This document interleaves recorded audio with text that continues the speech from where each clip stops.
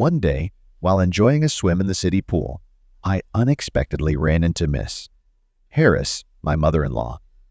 She appeared before me, radiating beauty and grace, completely oblivious to my presence, strolling along the side of the pool. I was surprised to find that she enjoyed swimming too. Instead of greeting her immediately, I decided to quietly observe her. Because of the constant conflicts between my wife and I, we rarely had the opportunity to spend time together.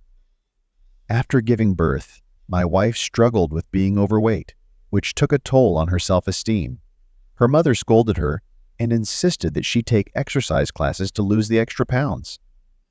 At the same time, my wife seemed to do nothing but eat to her heart's content and get into arguments with her mother and for being overweight.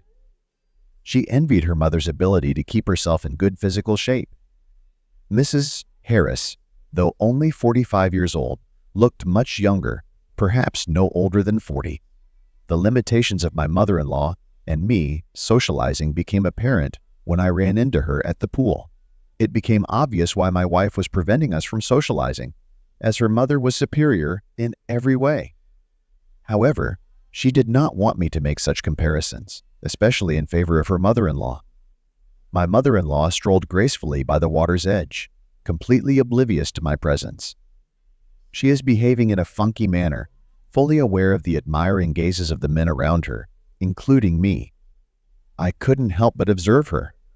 Her figure is flawless, a flat stomach without a hint of fat, a slim waist that resembles the waist of a young girl.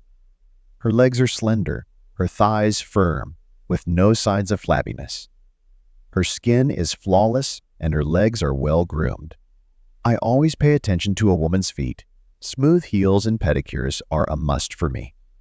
When I looked further, I couldn't help but admire her appearance. The swimsuit perfectly emphasizes her virtues. I found myself captivated by her attractiveness and was grateful that she didn't notice my gaze. She seemed calm, unaware that her brother-in-law was discreetly watching her from the water. She entered the pool and swam leisurely, giving me the opportunity to discreetly prolong my observation. I tried not to make her uncomfortable, wanting to savor the moment. Eventually, we began to swim laps together, with me following closely behind her. I kept a distance that allowed me to admire her while remaining unnoticed.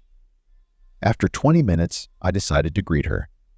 I dove under the water and surfaced right in front of her, causing my mother-in-law to flinch, waving her arms and legs in surprise.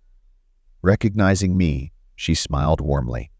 While we swam next to each other, having banal conversations, my swim trunks started a fire. After my wife finally saw something decent, I had a strong urge to hug my mother-in-law, but refrained from doing so, at least for the moment. I decided to assess the situation. A man always knows when to act and when not to. Women are always sending signals, and you have to be quick to pick up on them and react when they give you the green light. Still, I felt anxious, worried that I looked stupid. I was determined not to disappoint her, so we began to play. I began to duck under her, appearing from unexpected directions. She was enjoying the game. A few times I managed to run my hand down her thigh. What soft skin! We swam the fastest to the edge. I feared that my desire would be noticed by my swim trunks. I looked around, but there was no one I knew in the pool. There was no one to tell my wife that I was playing with her mom. No one knows us. We don't know anyone either. You can do anything you want. So I invented a new game. I crawled under my mother-in-law and crawled out so I could put her around my neck. I didn't get it right the first time, but I did it. I rode her on my shoulders, almost went crazy realizing she was sitting on top of me. Clearly, I could feel her warmth with my neck. Even the water didn't bother us. Then we used the special swimming boards that were stored in the corner. My mother-in-law took one of the boards and started kicking her feet in the water. I positioned myself behind her, on top of her, as if helping her, and I already felt that I could not bear it. Every fiber of my being was on fire. Even though I was submerged in the water, it was as hot as a sauna. We swam back and forth, and I grew more and more worried. What if I couldn't find a place to pin my mother-in-law against the wall? What would I do then?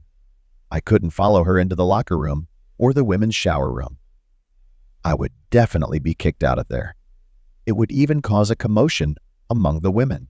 We retreated to the farthest corner of the pool, to the most private place. There was no one resting on the edge of the pool. Thus, my mother-in-law and I remained in the safest corner, so to speak. My mother-in-law was tired of swimming. I realized that she wanted to go up the stairs and sit down on a bench to rest. So I suggested to her, "If you want, you can wrap your legs around me. I'll support your weight, and you can take a break." My mother-in-law pondered the situation briefly before giving her consent. "Very well," she declared. "Just don't fool around." "What are you implying?" "I'm a grown man," I replied, though inside I was trembling. Outwardly, I managed to keep my composure. She wrapped her slender legs around me, and we floated on the water.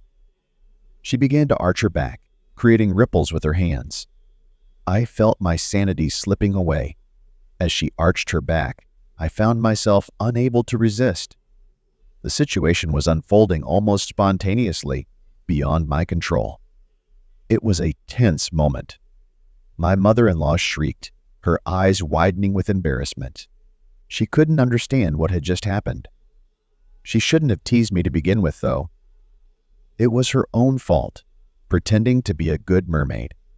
Despite the initial confusion, we quickly regained our composure and swam back to shore, heading for the showers. I was overcome with nervous excitement. Even my teeth were chattering. I couldn't accurately gauge my mother-in-law's emotions, as I am not versed in psychology. According to my friend, she must have been pleased as she was lonely. After taking a shower, changing my clothes, and drying my hair, I headed to the lobby. My mother-in-law was still absent. I poured myself a cup of coffee and decided to wait for her in the chair. She came out of the women's locker room with a relaxed gait.